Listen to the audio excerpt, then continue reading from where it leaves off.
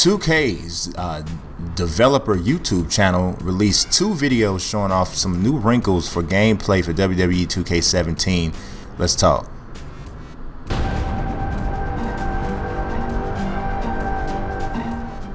Alright, so this first video, what this shows is the ability to fight outside the ring. Now, you've been able to fight outside the ring for a while, but it's been a while since we were able to fight into the crowd and pretty much through several different places in the arena.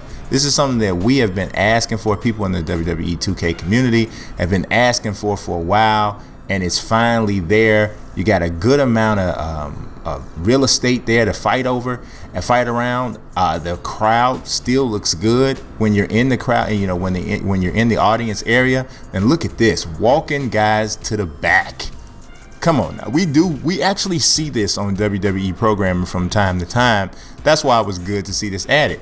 What I also like is look how well the backstage areas are rendered. Like, one of the things that I was worried about was, okay, here we go backstage, but they drastically drop the quality of the visuals. That's not happening here. And I've actually had an opportunity to play the game. In the backstage brawl, there was like 4 or 5 wrestlers available in the demo that I played. So this still feels good the whole nine. Now, one thing we just saw, I mentioned this in another assessment of the game a little bit earlier, the split screen that you see on your screen right now. When you get a certain distance away from your opponent, it automatically goes to that split screen, which you don't see that in WWE programming, but from a video game standpoint, it's pretty dope.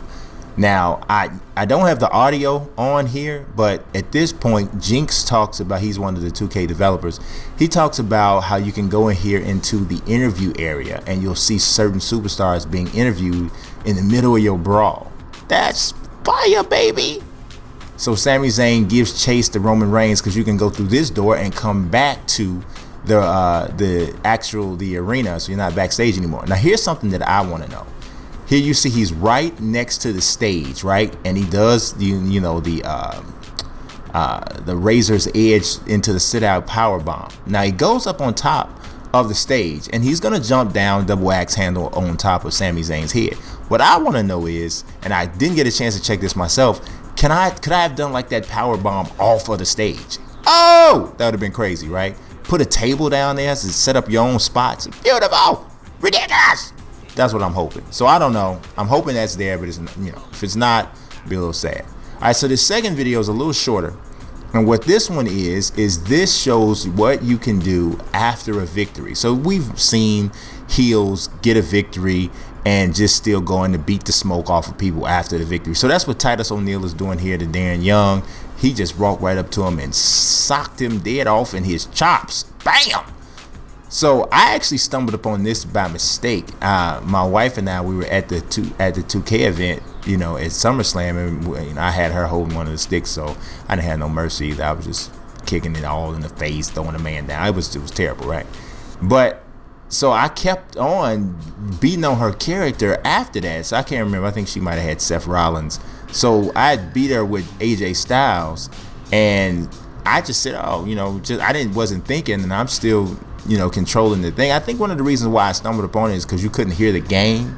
So normally those audio signals would say, oh, the match is over, and you kind of just stop. So I kept going, and I realized you could do all this stuff. So you can do a certain amount of damage, and then once they kind of take the control out of your hand at that point. But I think this is real fly. So I want you guys to tell me what you think. Appreciate you watching.